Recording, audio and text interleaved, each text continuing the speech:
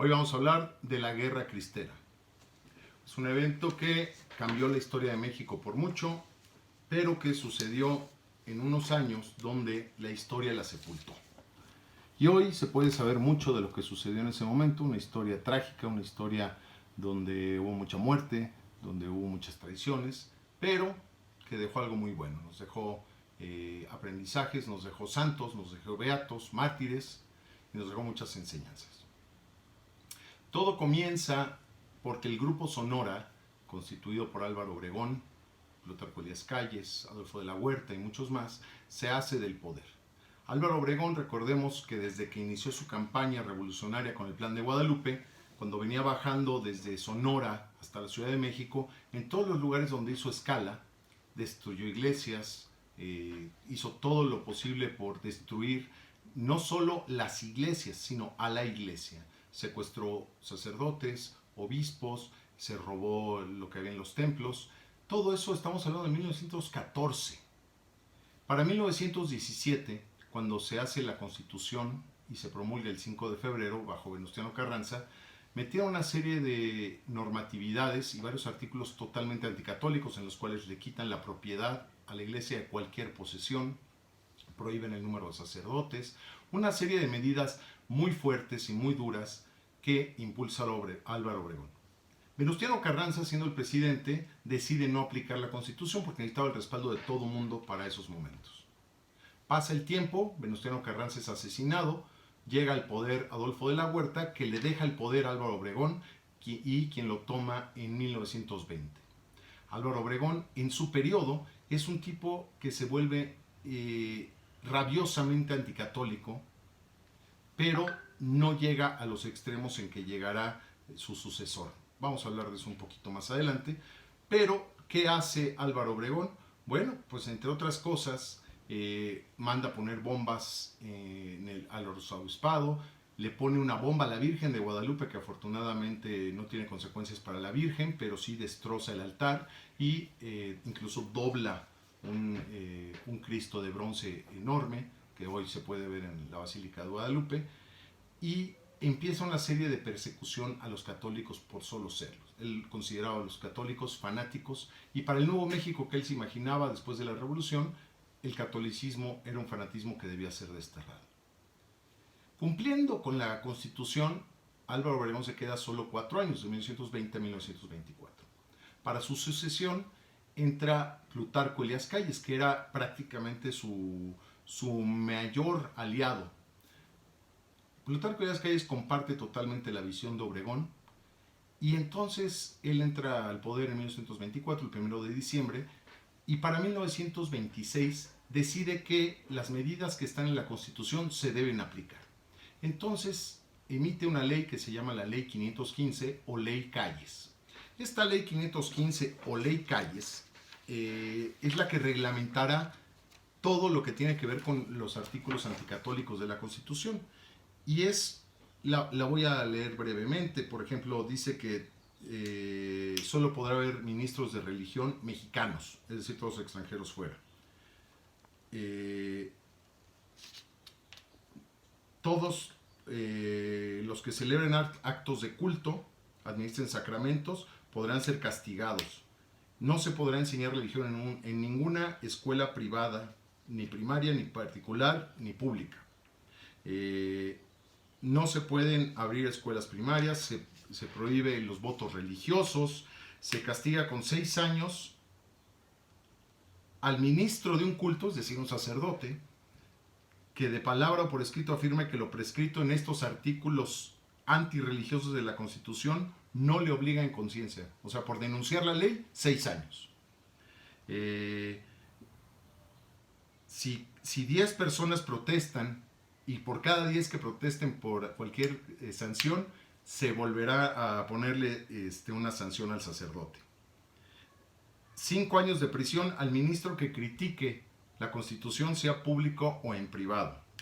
Se suprime la libertad de prensa en materia religiosa, toda edición de Biblias, Evangelios, vidas de santos, cualquier catecismos, todo eso prohibido. Se prohíbe el culto público fuera de los templos. sin procesiones, sin ninguna manifestación externa de culto, más que dentro de los templos, que ya se habían robado. Los templos ya son propiedad de la nación y todavía hasta el día de hoy lo son. Se les prohíbe usar el hábito o la sotana o cualquier identidad que les pudiera dar como a todas estas personas que consideran ministros de culto, ya sean sacerdotes, monjas, religiosos. Va a decidir el gobierno qué templos pueden o no usar la Iglesia Católica y se les dan sanciones a las autoridades municipales o estatales si permiten la práctica de la religión. Bueno, esta es la ley 515 y cuando la emite Calles y dice que se va a publicar, pues la aprueba el Congreso. A nadie engañan diciendo que este Congreso no podía hacer otra cosa que lo que le dijera Plutarco Elías Calles. Pero cuando van a protestar líderes católicos y obispos ante Plutarco Elías Calles, se les dice, háganlo ante el Congreso. La gente va, lo hace hasta el Congreso y se juntan millones de firmas. En muy poco tiempo se juntan firmas para pedir que esa ley no se publique. Elías Calles se lava las manos y dice, es cuestión del Congreso. Cuando llegan todas las firmas al Congreso, no saben qué hacer los diputados al principio, pero después se sacan una carta de la manga y dicen, estas firmas son inválidas porque están firmadas por algunos sacerdotes. Y esos sacerdotes no son ciudadanos, se invalidan las firmas. Después se procede y se crea la Liga de la Defensa de la Libertad Religiosa, a la que nos vamos a referir como la Liga. La Liga empieza a planear un boicot económico, es decir, nadie puede hacer nada que no sea lo esencial. Nadie puede salir a bailes, fiestas, solo pueden consumir lo necesario, no comprar ropa de más o cualquier otro artículo suntuario para bajar la producción y bajar los impuestos. Este boicot funcionará durante un buen tiempo a partir de 1926 y la última salida que le queda a la Iglesia Católica es decirle a Elías Calles, si usted promulga esa ley que se iba a promulgar el 31 de julio de 1926, si usted la promulga vamos a cerrar el culto al público. Esta medida lo que hace es que Plutarco Elías Calles se ponga muy contento, muy feliz, porque dice, por fin lo logramos. No va a haber celebraciones religiosas y con esto vamos a empezar a acabar con la iglesia. No hace caso de la amenaza y el 31 de julio la iglesia cierra el culto. Antes, unos días antes, cuando se había avisado la población, pues había filas por todos lados pidiendo bautizos, matrimonios, confesiones, comuniones, todos los sacramentos porque se iba a cerrar el culto. Por fin se cierra y la rebelión que empieza a causar que la iglesia haya cerrado los templos y el culto, empieza a surgir sobre todo en el centro del país, en lo que se llama el Bajío, Guanajuato, Querétaro, Aguascalientes, San Luis Potosí, por supuesto Jalisco, llega hasta Colima, Nayarit. Toda esta zona del centro-occidente del país empieza a haber focos de rebelión muy fuertes. La gente toma las armas y se empieza a rebelar contra lo que puede del Estado. Algunos sacerdotes también se levantan en armas localmente. La iglesia no está decidida, hay obispos que están a favor del diálogo, otros a favor de seguir manteniendo las medidas de cerrar el culto, otros a favor incluso de las armas. El Papa opina, manda una carta, manda una encíclica pidiendo que haya paz, pidiendo que se restauren los derechos de los católicos. Empieza a arder la cuestión en el centro del país. Esta rebelión, por supuesto, no son profesionales. Los que son profesionales son los del otro lado, es decir, el Ejército Federal Mexicano, que junto con los agraristas, que son las personas a las que les había regalado la tierra con los ejidos, se les suman a las fuerzas y empiezan a combatir a estos católicos rebeldes. Estos católicos, cuando atacaban o cuando tenían algún problema, su grito de guerra fue ¡Viva Cristo Rey! Por eso, y despectivamente, les bautizaron los cristeros. Pero ese nombre lo tomaron con orgullo y se consideraron a los combatientes como cristeros y la guerra como la guerra cristera o cristiada. Esta guerra cristera empieza de manera de guerrillas, de focos de insurrección. Quienes vieron la película de La Cristiada, ahí se puede ver más o menos bien, pero con una desventaja muy grave en lo táctico. Para empezar, no eran profesionales militarmente, no tenían suficiente armamento, por supuesto no tenían municiones, no tenían una unidad de acción. Y la Liga, que estaba en todo el país unida con los jóvenes, las mujeres, obreros católicos, empezaron a ver cómo apoyaban a estos cristeros. Eh, Dentro de las historias que corren en toda esta etapa que fue de 1926 a 1929, de rebelión, de oposición y de graves violaciones a los derechos humanos, de graves violaciones, de muerte, de asesinatos a personas indefensas, toda esta hubo historias muy interesantes. Una de ellas es la de Anacleto González Flores. Anacleto González Flores hoy es beato, es el patrón de los laicos mexicanos. Él escribía y era profesor.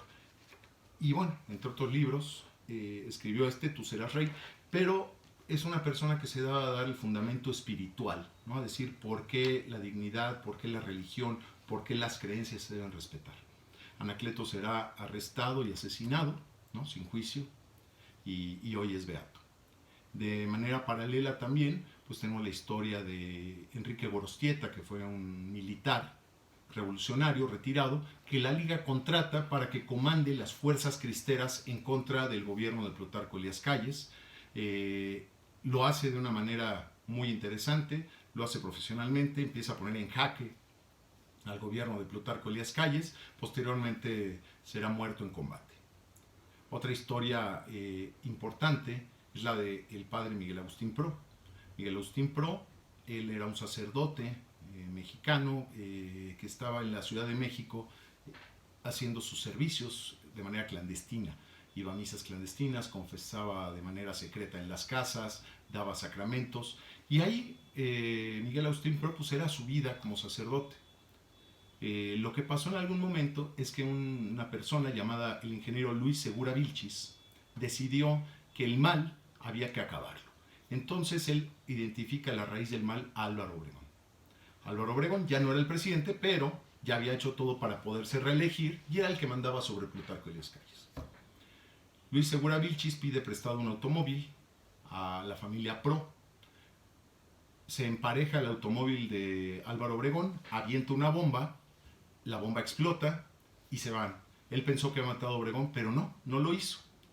Las consecuencias son que en las investigaciones lo arrestan a él y arrestan a la familia Pro, que no había hecho nada, no había hecho prácticamente nada.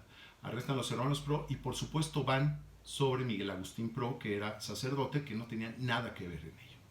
Lo somete a un juicio sumario público, no había televisión, pero se llama a todos los medios de comunicación, sobre todo gráficos, periódicos, y asisten al fusilamiento sumario, o sea, se les juzgó en una noche y al día siguiente se les fusiló a los Pro. Las imágenes del padre Pro con los brazos en cruz gritando al momento de los tiros "Viva Cristo Rey" son históricas. Su sangre de inmediato fue considerada sangre de mártir. A su servicio funerario asistieron lo que se contabilizó en ese momento eran 5,000 automóviles en la Ciudad de México. Había muy pocos automóviles, probablemente era la gran mayoría de las personas que se movilizaron. Fue una gran movilización para llorar y para decir que murió como mártir, es decir, como santo católico, Miguel Agustín Pro. Y esto empieza a revolver todo en la Ciudad de México y Plutarco Elías Calles se da cuenta de que no es tan fácil acabar con la creencia religiosa tan acendrada en el pueblo mexicano.